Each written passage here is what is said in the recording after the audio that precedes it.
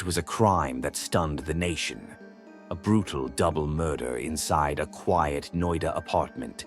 A 13-year-old girl, her throat slit with chilling precision. A missing servant suspected until his own body was discovered, hidden in plain sight. What really happened on that fateful night of May 16th, 2008? A desperate search for the truth led to a shocking twist when the very people who reported the crime became the prime suspects. Were they guilty or victims of a botched investigation? A trial, a conviction, a shocking acquittal, and yet the mystery remains unsolved. Who killed Aarushi Talwar and Hemraj Banjade? Was it an honor killing, a crime of passion, or something far more sinister? Tonight we uncover the dark secrets of one of India's most baffling murder mysteries. It was the morning of May 16, 2008, when the bustling city of Noida, just outside India's capital, Delhi, woke up to a crime so brutal and puzzling that it shook the entire nation. A 13-year-old girl, Aarushi Talwar, was found murdered in her bedroom, her throat slit with surgical precision. The initial suspicion pointed towards the missing domestic help, Hemraj Banjade. But within 24 hours, the case took a shocking turn when Hemraj's lifeless body was discovered on the terrace of the same apartment.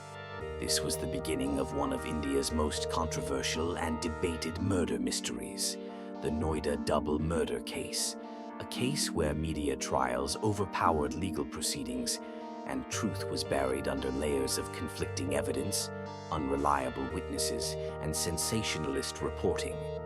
Stay with us as we unravel the chilling details of this case, which remains a topic of debate even today. May 16th, 2008, a date that the Talwar family will never forget. That morning, Noida Talwar, Aarushi's mother, walked into her daughter's bedroom, only to be greeted by a sight no parent should ever have to witness. Aarushi lay motionless on her bed, her throat slit, her face covered with a pillow. The scene suggested a brutal yet controlled act of murder. Panic spread throughout the house. The father, Rajesh Talwar, called the police, and within hours, speculation began. Initially, the police believed that Hemraj, their live-in domestic help, had killed Aarushi and fled. This theory was widely reported in the media. However, the truth took a grim turn when, the very next day, Hemraj's own body was found on the terrace of the Talwar residence, under an air conditioner panel, lying in a pool of blood. With two dead bodies in the same household, the case instantly became a nationwide spectacle. From the very beginning, the investigation into the Noida double murder case was riddled with mistakes. The police failed to properly secure the crime scene, allowing journalists and visitors to roam freely inside the apartment, potentially contaminating evidence. Key forensic details were either ignored or overlooked. The police also failed to conduct a thorough search of the house, which is why Hemraj's body wasn't discovered until a full day later. Adding to the chaos, media speculation ran wild. There were whispers of an honor killing, suggesting that Aarushi's parents, Rajesh and Noida Talwar, had killed their daughter in a fit of rage after allegedly finding her in a compromising situation with Hemraj. This theory, though never proven, was widely discussed in newsrooms and drawing rooms across the country. But was this the truth, or just a convenient narrative to frame the parents? A few days after the crime, the focus of the investigation shifted. With Hemraj no longer a suspect, the needle of suspicion pointed toward Aarushi's own parents. The police claimed that the murders were an inside job, possibly carried out in a fit of rage. On May 23, 2008, just a week after the murders, Rajesh Talwar was arrested by the Noida police. The media erupted in shock and outrage. How could a father murder his own daughter? Was there any concrete evidence, or was this simply a hasty conclusion drawn under pressure? Interestingly, despite the gravity of the case, the police had little forensic evidence to directly implicate the Talwars. There were no fingerprints, no murder weapon, and no clear motive. Yet, the court of public opinion had already passed its judgment. Over the years, multiple theories emerged. Some believed the Talwars were innocent and that the police had framed them due to their own incompetence.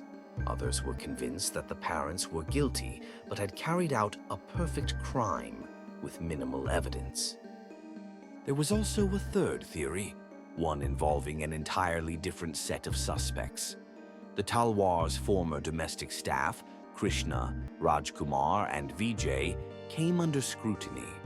Some experts suggested that these individuals could have been responsible for the crime, possibly under the influence of alcohol. However, no theory ever held up in court with absolute certainty. The case was transferred to the Central Bureau of Investigation, which conducted its own inquiry.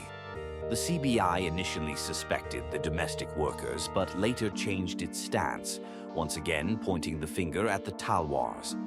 In 2013, after years of trials, Rajesh and Nupur Talwar were convicted of the murders and sentenced to life in prison. The judgment was based on circumstantial evidence, as there was no direct proof linking them to the crime. But was justice truly served? In 2017, the Allahabad High Court overturned the Talwars' conviction, citing lack of conclusive evidence. The court ruled that the parents could not be held guilty beyond a reasonable doubt. After spending 4 years behind bars, Rajesh and Nupur Talwar were released. Yet the mystery remained unsolved. If not the Talwars, then who? And why? Even today, the Noida double murder case remains one of India's most debated and unresolved mysteries. More than a decade has passed since that fateful night, yet the questions remain. Who killed Aarushi and Hemraj? Was justice truly served, or was this case a reflection of a flawed system? The Noida double murder case is a chilling reminder of how truth can sometimes be lost in a maze of speculation, media frenzy, and judicial complexities. As we close this chapter, we leave you with one final thought. Sometimes, even when the courts deliver a verdict, the truth remains elusive. Thank you for watching. If you found this case intriguing, don't forget to like, share, and subscribe for more deep dives into unsolved mysteries. Let us know in the comments what you think really happened that night.